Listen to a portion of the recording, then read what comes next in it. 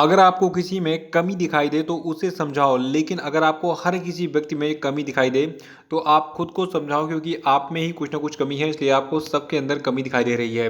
क्योंकि एक इंसान गलत हो सकता है, सारे लोग गलत नहीं हो सकते हैं। नमस्कार दोस्तों, आज के वीडियो में करेंगे हम 21 मई के सभी महत्वपूर्ण करंट अफेयर पे। और देखिए, आज की वीडियो में टोटल हम 10 मोस्ट इंपॉर्टेंट करंट अफेयर चर्चा करेंगे और साथ में इनसे जुड़े जितने भी स्पेशल फैक्ट हैं उन पर पूरी डिटेल में चर्चा करेंगे। और देखिए, इस वीडियो क्लास में आपसे 5 क्वेश्चन पूछाएंगे, तो आपको इन पांचों प्रश्नों के जवाब भी देना है।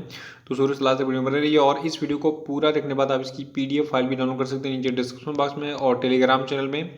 दोनों जगहों पे आपको इस वीडियो के पीडीएफ के लिए मिल जाएगी।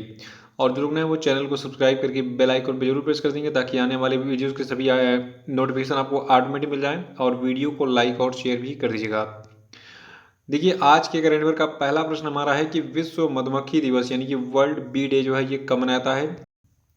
तो देखिए, ये तिथि आपकी 20 मई है और 2021 के लिए विश्व मधुमक्खी दिवस का थीम रखा गया है be engaged, build back better for bees. और देखिए, आपको बता दूं, जो आपका 20 मई का दिन है, ठीक है, तो इस दिन को यानी कि 20 मई को मधुमक्खी पालन के प्रणेता एंटोन जानसा का जन्म 1734 में स्लोवानिया नाम के एक देश में हुआ था। और इसीलिए 20 मई को हम मनाते हैं क्या, विश्व मधुमक्खी दिवस। और जो पहला विश्व मधुमक्खी दिवस है ये 2018 में मनाया गया था 20 मई को। दूसरा प्रश्न है कि विश्व मेट्रोलॉजी दिवस जो है ये कब मनाता है। तो देखिए, विश्व मेट्रोलॉजी दिवस यानी कि वर्ल्ड मेट्रोलॉजी डे को हम मनाते हैं कब, 20 मई को ही। और 2021 के विश्व मेट्रोलॉजी दिवस का विषय है स्वास्थ्य के लिए मापन यानी कि मेजरमेंट फॉर हेल्थ। और देखिए, आपको बता दूं, जो आपका विश्व मेट्रोलॉजी दिवस है ये 17 देशों के प्रतिनिधियों के द्वारा पेरिस फ्रांस में 20 मई 1875 को मीटर कन्वेंशन के हस्ताक्षर का वार्षिक उत्सव है। और वर्ल्ड मेट्रोलॉजी डे जो आपका है, ठीक है, तो इस प्रोजेक्ट को International Organization of Legal Metrology और Bureau International des Poids et Mesures के द्वारा संयुक्त रूप से जो है मनाया जाता है, ठीक है। तो इसको याद रखिएगा कि विश्व मेट्रोलॉजी दिवस जो है ये कब मनाया जाता है, 20 मई को। और सबसे खास बात 2021 के लिए इसका थीम है स्वास्थ्य के लिए मापन यानी कि मेजरमेंट फॉर हेल्थ, यही सबसे ज़्यादा इंपॉर्टेंट है। देखिए, दिवस कौन सा दिवस किस तिथि को मनाया जाता है और उसकी थीम क्या है, ये दो चीज़ें मेनली फोकस कर की जाती है एग्जाम में। और तीसरी चीज़ें फोकस की जाती है कि कौन सा दिवस पहली बार कब मनाया गया था और किसके द्वारा ये दिवस मनाया जाता है। और कभी कभी ये पूछा था कि क्यों मनाया था, यानी कि किसी का जन्म हुआ था या फिर कोई सम्मेलन हुआ था, क्यों मनाया था है। तो जब जितनी भी चीज़ें अब तक पूछी गई वो सारी चीज़ें मैं कवर करने की कोशिश करता हूँ और कवर हो भी जाते हैं। इसलिए जितनी भी परीक्षाएं आपकी होती हैं उनमें 100% क्वेश्चन जो है आपको एग्ज़ाम गुरु एकेडमी के करंट अफेयर से मिल जाते हैं। तीसरा प्रश्न है कि पाकिस्तान का नया राष्ट्रीय सुरक्षा सलाहकार किसे नियुक्त किया गया है। तो देखिए, पाकिस्तान के नए राष्ट्रीय सुरक्षा सलाहकार अपॉइंट किए गए हैं मोईद यूसुफ। देखिए, हम मतलब अपने पड़ोसी देशों पर भी नज़र रखते हैं, क्योंकि देखिए, अगर मान लीजिए आप किसी ऐसे पोस्ट पे अपॉइंट हो गए कि आपको अपने पड़ोसी देशों की गतिविधियों पर जो है निगरानी रखनी हो, तो आपको ये सारी चीज़ें इंपॉर्टेंट पड़ती हैं, ठीक है।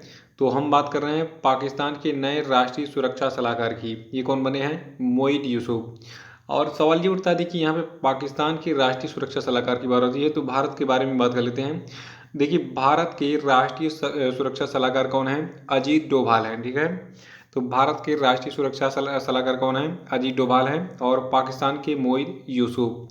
और पाकिस्तान के जो प्रधानमंत्री का नाम है इमरान खान, इन्होंने राष्ट्रीय सुरक्षा पर अपने विशेष सहायक मोईद यूसुफ को हाल ही में पाकिस्तान का राष्ट्रीय सुरक्षा सलाहकार अपॉइंट किया है। चौथा कि हाल ही में राजस्थान की किस पूर्व मुख्यमंत्री का कोरोना की चपेट में आने के कारण 93 वर्ष की उम्र में निधन हो गया। तो देखिए, राजस्थान के ये पूर्व मुख्यमंत्री थे जगन्नाथ पहाड़िया। यहाँ पे इनकी फोटो भी आपको दिख रही है। जगन्नाथ पहाड़िया के नाम से एक रिकॉर्ड ये है, ये राजस्थान के पहले दलित मुख्यमंत्री थे। और जगन्नाथ पहाड़िया जो ये 6 जून 1980 से 18 जुलाई 1981 तक सिर्फ 13 महीने ही राजस्थान के मुख्यमंत्री रहे। और इस अल्पकाल में इन्होंने बहुत अच्छा काम किया था। और इस छोटे कार्यकाल में इन्होंने जो है राजस्थान में पूरी तरीके से जो है शराबबंदी लागू कर दी थी, यानी कि शराब को बिल्कुल बंद कर दिया था। 13 महीने शराब नहीं बिके थे। पांचवा प्रश्न की कर्नाटक के मुख्यमंत्री बी.एस. येदियुरप्पा ने कोविड के कारण taxi driver, film line workers, footpath पर सब्जी फूल बेचने वालों आदि को सीधे नकद सहायता देने के लिए कितने करोड़ रुपए के राहत पैकेज की घोषणा की है? तो देखिए ये अमाउंट आपका है 1250 करोड़ रुपए, यानी कि 1250 करोड़ रुपए। याद रखिएगा, कर्नाटक के मुख्यमंत्री बी. एस. येदियुरप्पा ने कोरोना महामारी के कारण जो टैक्सी ड्राइवर हैं और फिल्म लाइन के वर्कर्स हैं, फुटपाथ पर सब्जी बेचने वाले जो लोग हैं, उन सभी के लिए जो है सीधे नगद सहायता देने के लिए कुल 1250 करोड़ रुपए अभी हाल ही में आवंटित किए हैं। इस टोटल अमाउंट से किसको किसको कितना लाभ होगा? देखिए, इससे जो है कुल 2,10,000 चालकों को फायदा होगा। निर्माण कार्य में लगे मजदूरों को भी 3,000 रुपये दिए जाएंगे। नाई, धोबी, दर्जी, कबाड़ी और कुम्हार, मैकेनिक, घरेलू नौकर, चमड़ा उद्योग में लगे मजदूर जैसे गैर संगठित क्षेत्रों के मजदूरों को भी जो है 2,000 रुपये की राहत पैकेज जो है दिया जाएगा। ठीक है, राहत राशि मिलेगी। और इस 1250 करोड़ रुपए के राहत पैकेज से जो है जो ऑटो रिक्शा, टैक्सी और मैक्सी कैब चलाने वाले लोग होंगे, ठीक है, उनको 3,000 रुपये की राहत राशि दी जाएगी। यानी कि सबको कुछ ना कुछ सहायता मिलेगा इस अमाउंट से।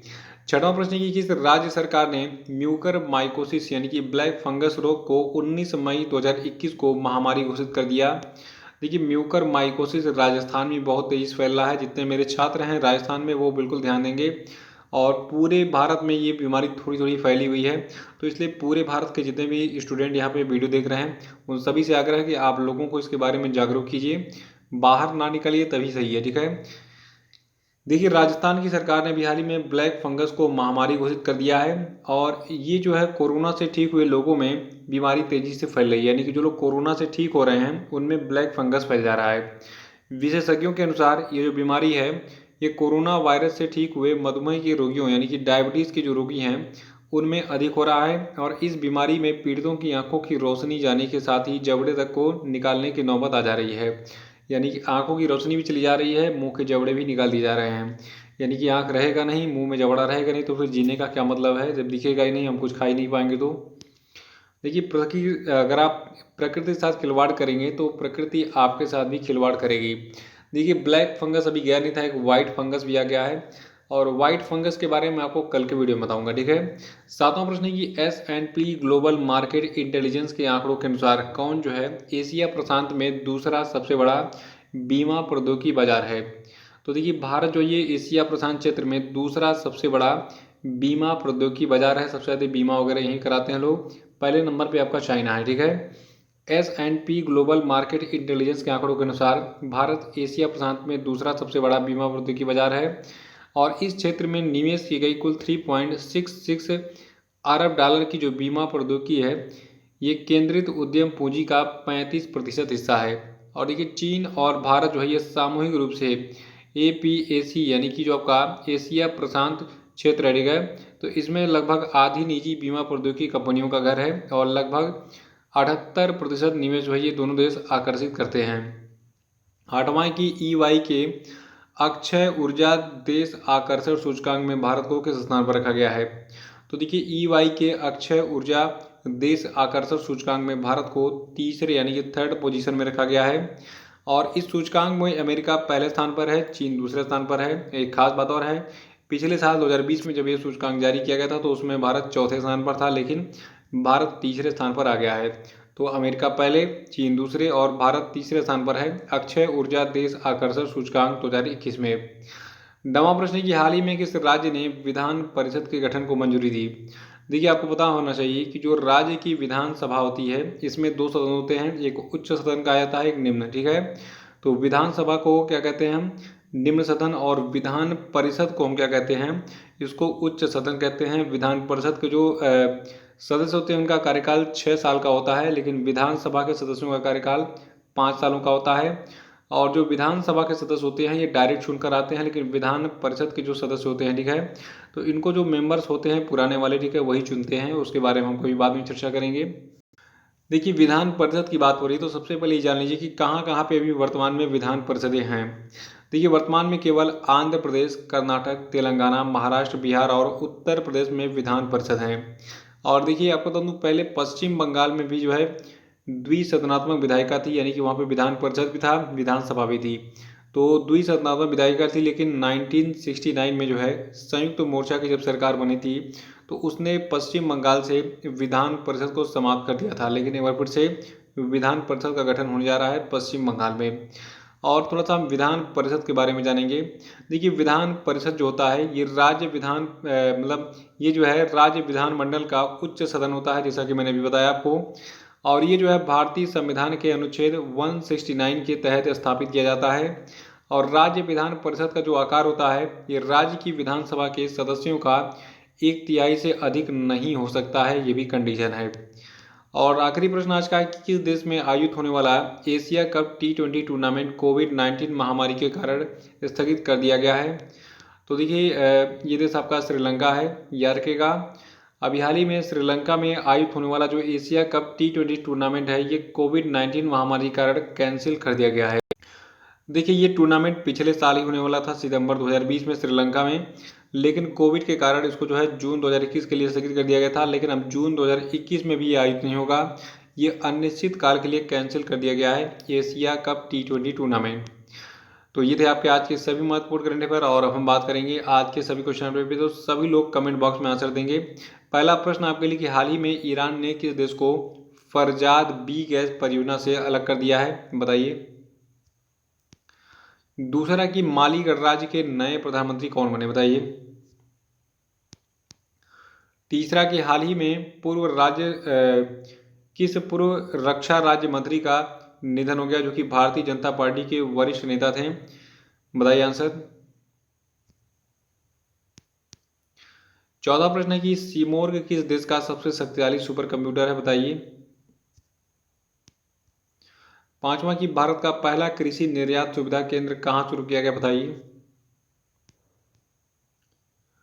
और अब हम बात करेंगे कल के पूछे गए सभी क्वेश्चन के सही का पहला प्रश्न था कि मिस यूनिवर्स 2020 का खिताब किसने जीता, तो इसको जीता है एंड्रिया मेजा ने, जो कि मैक्सिको देश से बिलोंग करती हैं।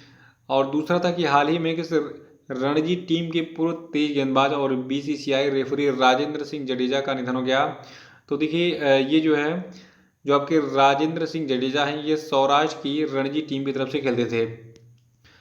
और तीसरा प्रश्न था कि हाल ही में किस अमेरिकी बास्केटबॉल खिलाड़ी को मरणोपरांत Naismith memorial basketball hall of fame में शामिल किया गया है, तो इनका नाम क्या है, कोबे ब्रायंट।